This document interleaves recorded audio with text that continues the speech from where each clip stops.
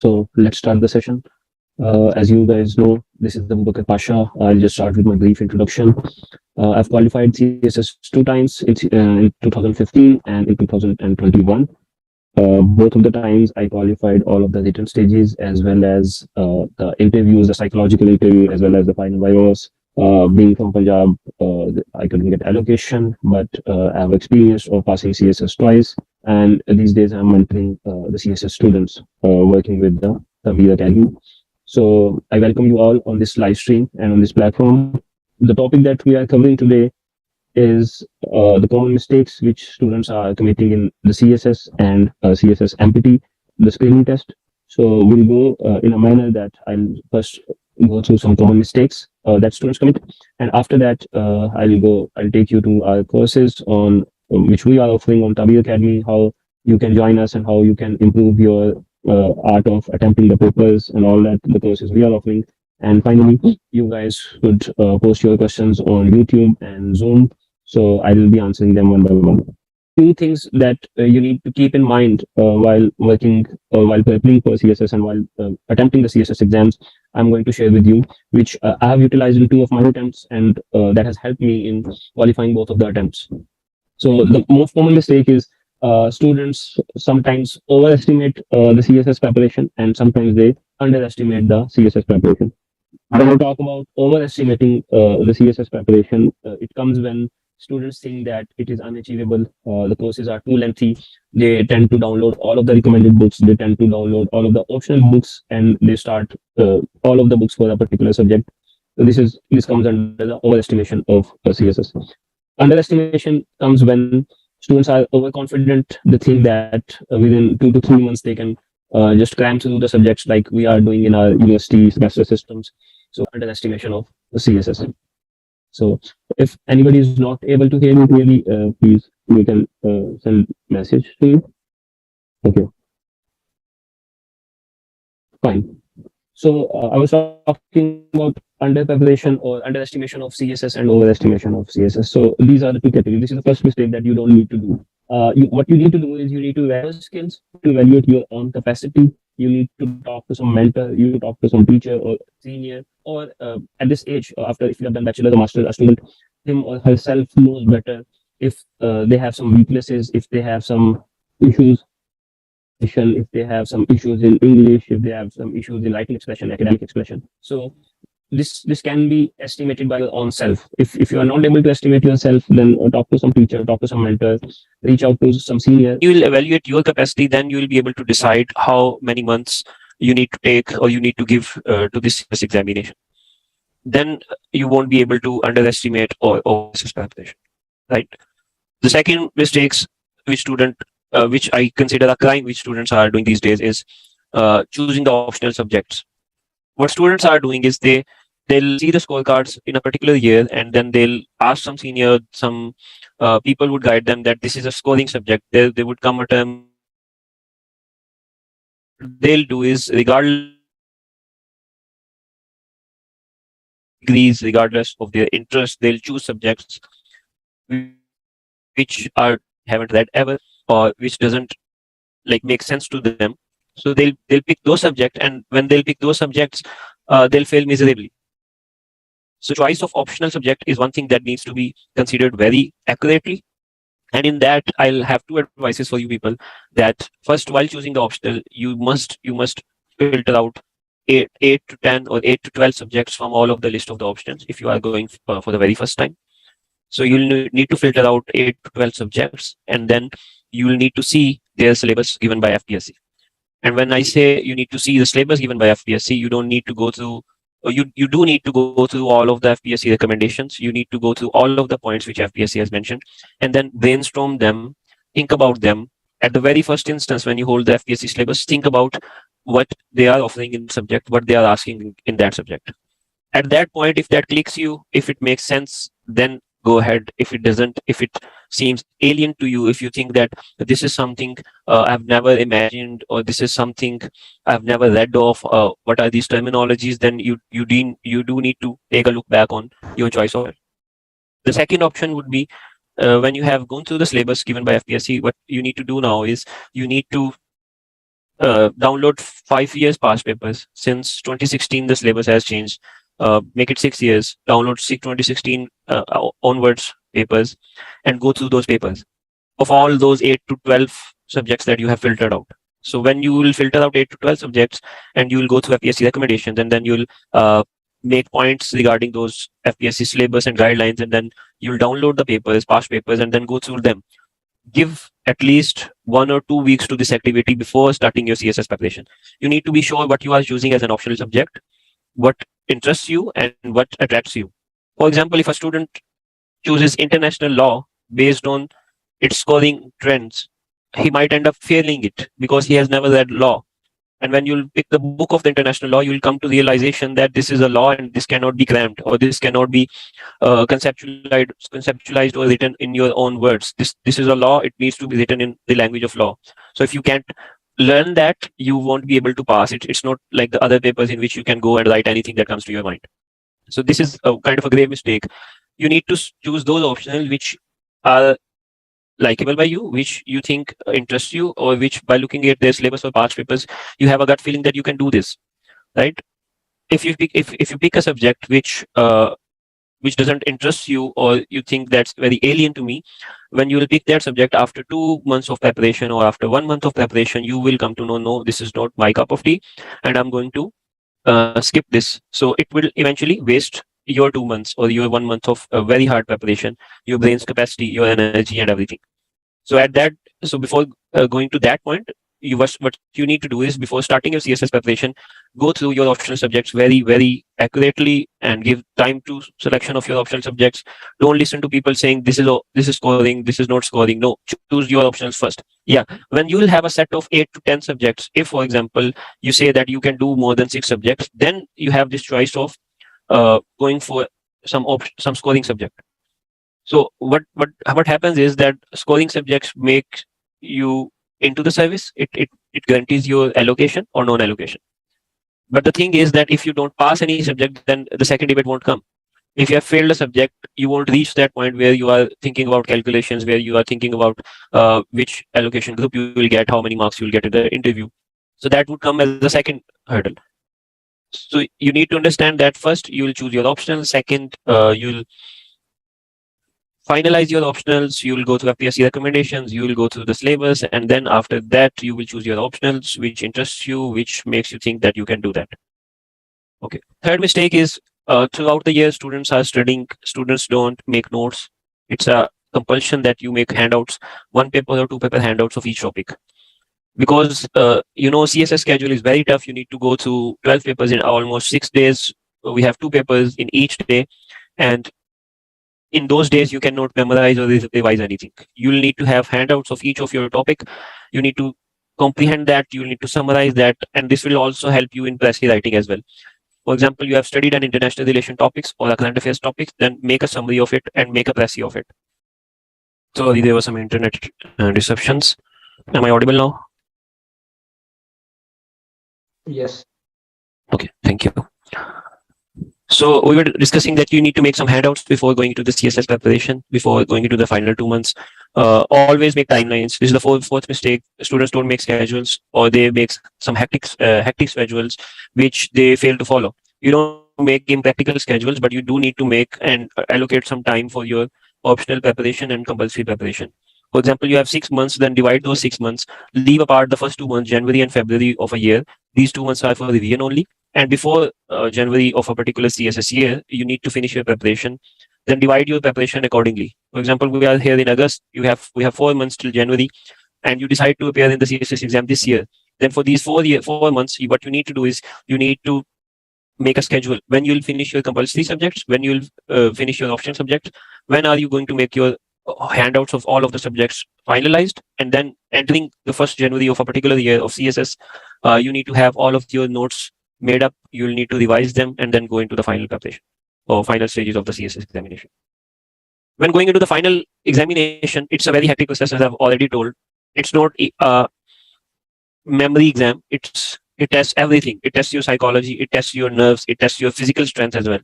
Because attempting 2 papers in 1 day, 6 papers in 3 days, and almost 12 papers in 6 to 7 days, that's very, very hectic. It's physically tiring, it's mentally exhausting. You don't need to get time to sleep, you don't need to get time to eat enough. So these are the days when you don't need to prepare. You need to focus on your health. You should be mentally fresh, you should have appropriate sleep, you should have a schedule. You don't need to prepare in the final days like we in our academic system. What students mostly do is we start preparing on the last night or in the week of the exams. No, CSS is not like that. You need to be able to study appropriately far before the paper starts. You need to complete your preparation far before the preparation starts.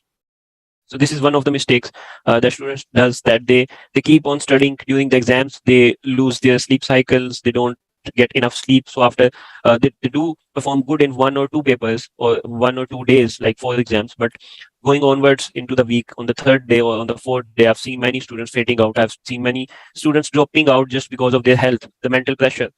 When you don't eat properly or when you don't sleep properly during the examination, you won't be able to perform better. So that's something that makes a lot of students drop out from the exams.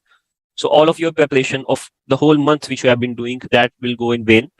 And in the final days, just because you have shown some carelessness about your health, your sleep, and your eating habits, you'll you'll end up failing, unfortunately. So everything you need to be, it's the biggest exam of Pakistan. You need to be on your toes mentally, physically, psychologically as well. You need to understand realistically that this is not any other exam which you can go and just perform and you'll pass out your semester. No, this is not like that. So what we have covered so far is that the common mistakes that we have been doing is that we don't plan our CSS better, we don't choose our optionals better in a better way, we don't schedule our final attempting of the examination, we don't focus on our sleep and mental health in these days. So these are a few of the common mistakes going forwards. You need to be very disciplined throughout your preparation. You need to be disciplined and you need to be consistent. Once again, I'll say that it's not something unachievable, it's not something impossible, but you need to be disciplined in your life to do anything, let apart CSS. So if you just like cram through, or if you just be non-serious throughout the year, you'll study one subject a couple of days, you'll study another subject for a couple of more days, then you'll keep on changing your optional subjects. You'll keep on telling yourself that we have a lot of time, kar lenge, ho jayega. This approach is not going to help in CSS at all. So you need to be disciplined. You need to be focused throughout the year or throughout the months of your preparation. You need to have habits, healthy habits. If there are two types of students, one those study early mornings and one of those who study at late night. So either you are of either of the category. What you need to do is you need to make a schedule. If you wake up early morning, then you'll make sure that you wake up early morning in most of that 3 to 4 months. And if you are studying late night, then keep that cycle with you.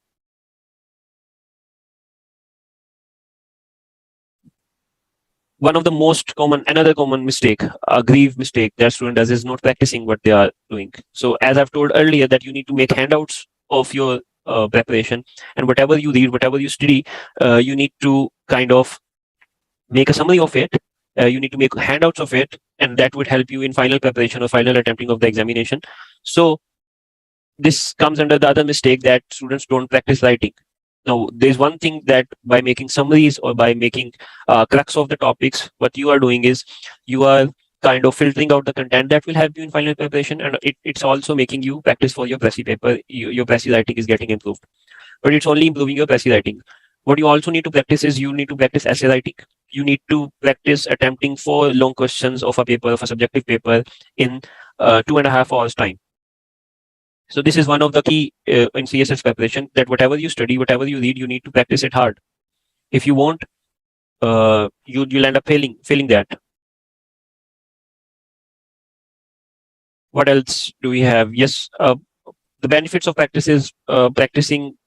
It's a very common thing that practice makes a man perfect. So it will improve your muscle memory. It will improve your writing capacity.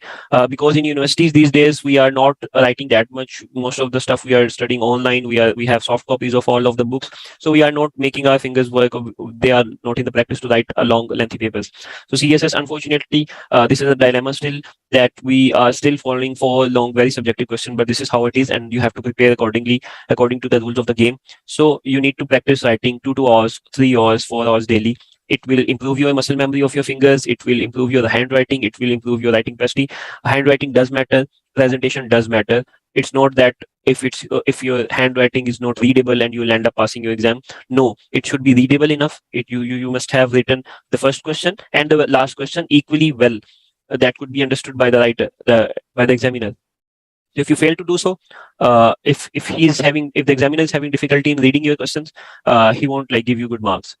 So that's another dilemma, that we do have students who don't have a very good handwriting, but this is something you need to work on, because again, it's an exam of every uh, s- every step. If it's an exam of every sort of, you say, your test of psychology, physicalness, muscle memory, everything. So you need to be prepared for that. Let me see some questions here, if there is any.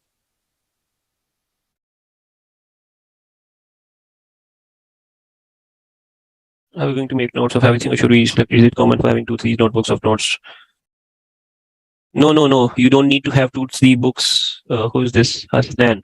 No, Hasnan, you don't need to have 2, 3 notebooks of notes that you have to make. It should be, as I've told, take one paper, one side of a paper. This should cover one of your topic, and the back side should cover second of your topic. And when I say topic, it's the sub outlines in the FPSC guidelines. So this is how you will end up making your notes. Stan, were you able to hear my answer? No, sorry, I got disconnected. Okay, so your question was that should we? The question Stan has posted is that should we, how to make notes, and should we make notes that end up making 2 to 3 notebooks of a particular subject? No, not at all. So I was telling that what you need to do is you need to take one side of a paper, an A4 size paper, and one side of that should conclude one of your topics. You need to write small, you need to write in points, you need to write precis of your topic. That would be readable in the final exam. Not anything of, like, for example, if you have 2 papers in one day, how would you be able to read 2 to 3 notebooks of your notes? So that's a very wrong strategy. You need to make notes of the bullet points that FPSC has mentioned in your syllabus. You need to read your syllabus very, very thoroughly. You need to make a list of the topics, and believe me, the topics are around 20 to 40 topics, if I must say that. The paper revolves around these topics. You have very common topics like war and terrorism. You have common topics like globalization. You have common topics like climate change. So that's not going to, you should have one question or one paper or 2 papers of a climate change topic, and that would help you in all of your current affairs, international affairs, or even Pakistan affairs topic as well. You need to consider all of the aspects, and then you need to write that down. So this is how you will make your notes. And talking about the strategy of 4 to 6 months, it's simple. Take out your days, take out your working hours. At least if you're doing job, as I was doing job during my final attempt, I was doing 8 hours job, 9 hours job, and I was studying 5 hours per day at the night. It was very hectic. But those who are not doing any job, they do have 8 to 12 hours per day to study. So it's very easy to divide your day. Then again, there are 2 strategies. One is that few of the students, they divide a subject. They are more focused. They can study one subject at a time. So they'll give 1 week to a particular subject. Then there come students which don't study a particular subject. They can't study one single subject. They get bored easily. They don't keep their interest. So what they do is they tend to study 2 or 3 subjects at a time. So it's up to you, your personal preferences. But you need to divide your 4 months. What you can do is you can divide 2 months for compulsory and 2 months for optional, 1 week for each subject. Go weekly, I would say. Don't go more than 5 to 7 days. If you are starting today and you have 4 months left, then give 7 days to each subject, and then come back and keep the cycle rotating, and then shorten the time. And going from January onwards, you just need to revise all of your subjects from your notes. Okay, and yeah, also another key, I'll tell you that you can write this down as well. What you need to do is pick any topic, and then make key points on the following categories. Its economic importance, its social importance, its importance or its impact on the surroundings, on the geography, on the region, on your country, its international importance, its national importance, its importance with respect to Pakistan in particular, its importance with respect to our neighborhood, its importance with respect to the Muslim hood, its background, its introduction. Don't forget to write conclusion. Another mistake have come into my mind, that one of the another common mistake is that students won't write conclusion to their answers. No, must write conclusion to your answers.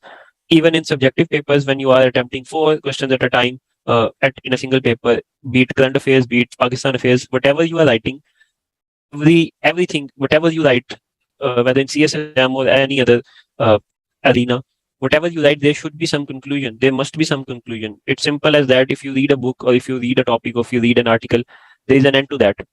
So sometimes the examiner has so much burden that he'll just focus on what's your approach, and that approach should be summarized in your conclusion. So that's another mistake to avoid during your CSS preparation. I'll go towards what we are offering with Tabir here. I'll go to our website, I'll go to our courses, and then you'll get to know what we are offering here. We do have Habiba with us. She'll elaborate a bit more for the courses as well, and then we'll have the question answer sessions. So what makes Tabir unique is that the idea behind Tabir is that it's not something that would help you in cramming the exam. It would help you in mastering the skill of any subject apart from CSS as well. And in CSS, what the subjects we are offering is it will help you in mastering those subjects. How? Because we have made a program, we have developed a software that would raise your difficulty level like a game. It's kind of a gamification of anything that you are studying, not something that you'll listen to a lecture, 1 or 2 hour lecture, and you'll be making your notes. No, this would be like you are passing on slides, or you are passing on a course. You will get milestones, you will get questions within, like just similar to international standards. You will get questions. Upon filling out those questions, you'll raise your level. You'll get a suggested answer that how this question should have been solved by one of our mentors, by those who have already cracked the CSS exam. They have passed the exam, so they'll be sending you how the answer should have been, and you will match your answer with them. You'll realize which points you have mentioned, or which points you have skipped in the answer. And then with this, when you'll end up your course here with Tabir Academy, you won't even need to revise that course. You'll be so much conceptualized. You would be writing everything down with your own hands.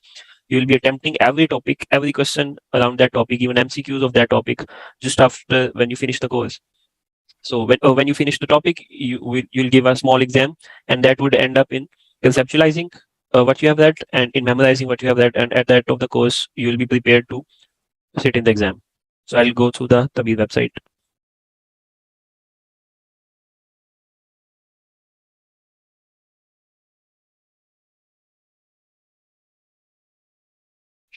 Is the screen visible?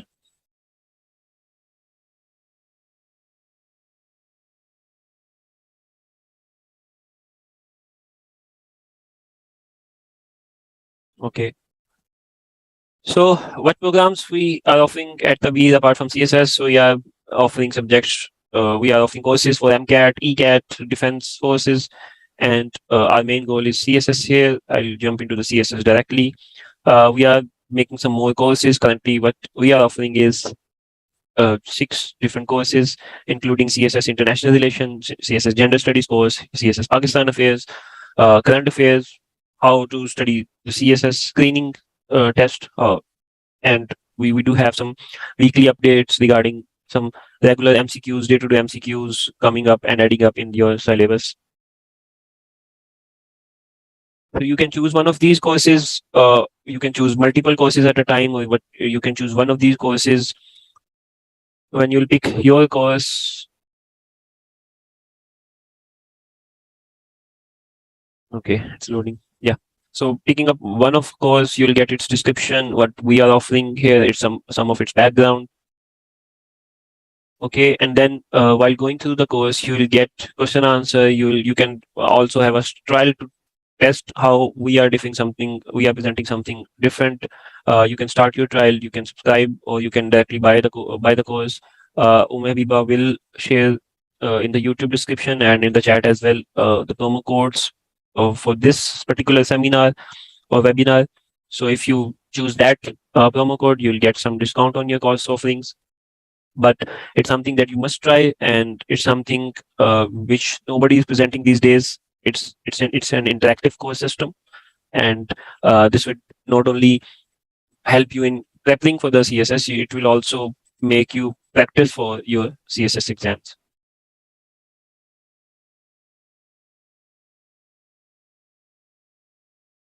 You can go to the Tabir website as well. You can post any questions here regarding the courses. You can post any question on the YouTube link. Those who have joined from the YouTube, they can post anything there, and our resources would reply you and tell you the details, how to use the promo code, how to enroll in it, how to use trial version. So this is something you must try. And if you are a beginner, this is for you. This is like custom made for you, which will help you passing out your CSS exam. So we can take the question answers.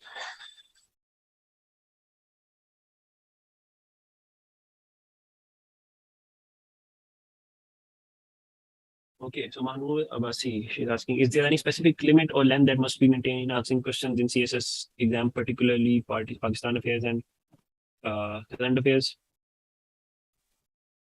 So yes, Mahmoud, we should keep in mind the length of the question.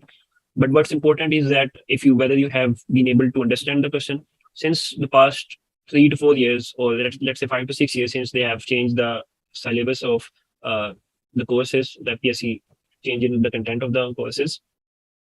What they have been doing is they have been giving very lengthy questions. The question itself is divided into 2 to 3 parts. So if you take any paper from CSS 2021 or 2022, you'll suppose Park Studies, you'll see that the question, the examiner is himself telling what he's asking in the question, and he's asking in a manner that it will divide the topic into 2 to 3 different ways. For example, the examiner is asking in 2022 CSS 2022 paper, in Park Studies paper, that he's asking, explain the federal structure, the change in federal structure after the 18th Amendment.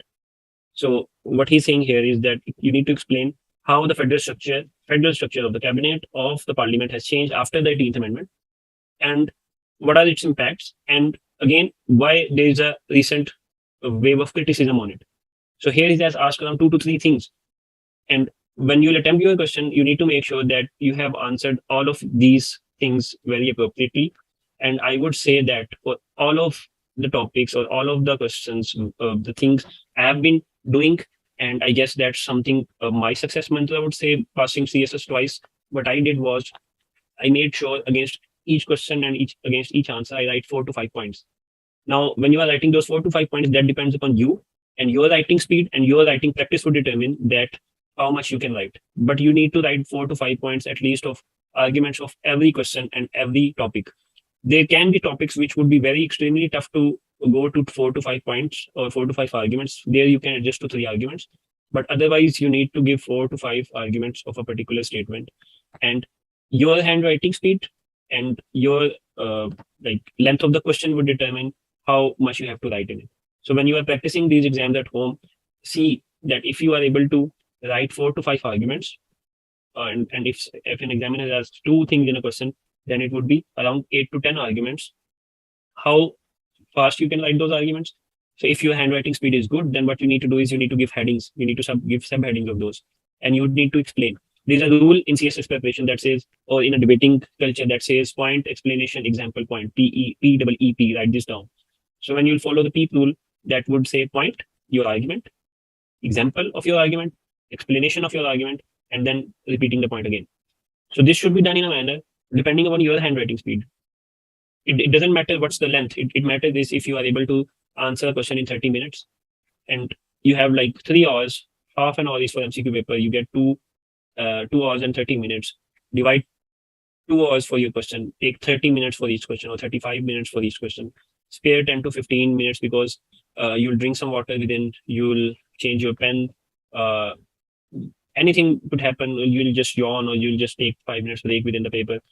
So take 10 to 15 minutes at the end, leave them apart. So divide your paper into 2 hours, 30 minutes each, and see how much you can write in those 30 minutes. What you need, I'll tell you what you need to write. You need to write arguments, 4 to 5 arguments of each statement, whether you are defending or whether you are going against. You need to have a conclusion of your question, whether it's subjective paper, Park Studies, or current affairs. So when you are able to finish your question in 30 minutes, see what you can write. If you can write 1 page, 2 page, 3 page, or 4 pages, it doesn't matter. You need to have 4 to 5 solid arguments, some examples, some explanation of that. And that could be 1 or 2 pages as well. It doesn't matter if you have conveyed your answer, if you have given some arguments, then you can write even 2 pages. That would help you. Any more questions?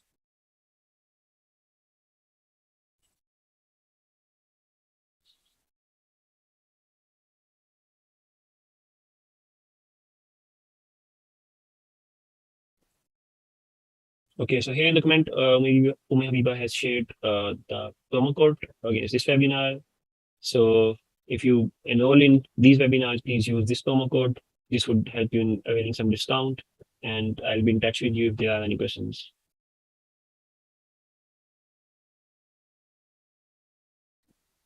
Yeah, I've already answered that, the question from us then.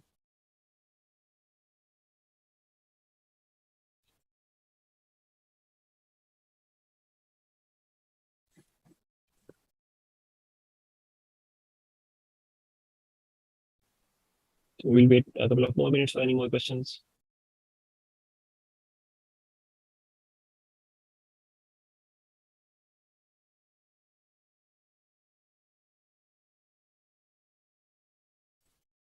So it depends upon your level, as I've said at the very start of the webinar, that it's ultimately you who are going to assess your capabilities.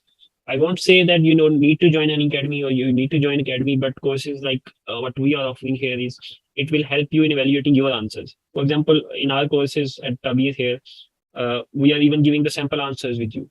So for that, you need to consult someone, right? Going into the CSS for the very first time, you don't know what's your sample answer is, what your standard answer is. So here you'll be able to see your standard answer. But if you are very bright and if you have been very good in academics and you think like you can do this on your own self, you can do that as well. So there's no harm in going for a solo preparation, or there's no harm in going joining some academy. But you need to be sure what you are joining the academy for, and you need to make sure that this is the purpose I'm going there, or this is the detailed subject which I'm opting for. Sometimes what you can do is for a particular optional subject which you have not read in your academic career, you can join one course or you can join some academy. So it's not a compulsion that you need to join academy for all of your CSS preparation. You can do that at home as well. It's not something impossible. But again, you must get yourself evaluated. You must get yourself some standards of CSS. It's not like you can just blindly go into the CSS exam, trusting your own set of skills and not knowing what's happening in the field. What's the standard length of the answers? What's the standard way of writing an answer? So there you'll need to consult someone. But for preparation of a CSS subject, you can do that at home as well. Or if possible, you can, like, the subjects which are of your interest or of your background, you can study them at your own. And the subjects you face difficulty with, you can join any academy for that, or in particular our session as well, because in this we are going to offer you preparation as well along with your answers.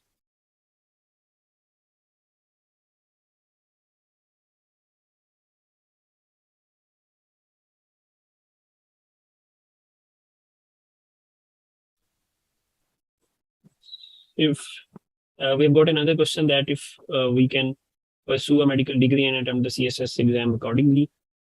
I don't actually get the question. There can be two answers for this. One is that you need to pursue a medical degree and do CSS simultaneously, CSS preparation simultaneously. So being a doctor of pharmacy myself, I would say it's very difficult, but it's not impossible. I passed the CSS exam, first CSS exam right after my completing my 5 years doctor of pharmacy degree. So I was that actually helped me, because in medical studies we study a lot. Our brain is very much trained to write or memorize a lot of stuff. So that actually helped me. So we can do those combined if you are asking about simultaneously preparing for both of these. And if you are asking that someone with a medical degree can appear in CSS, yes, for sure, you can do that as well. For medical students, there's a rule that if you have qualified 2 years of your medical studies, then you can give one English paper and you can get a graduation or bachelor degrees. And on the basis of that, you can even apply in CSS. You don't need to complete your whole degree to apply in CSS. But even after doing your MBBS or medical, you can apply in CSS and pass that. There are a lot of doctors sitting in the system who are like either ASPs or assistant commissioners.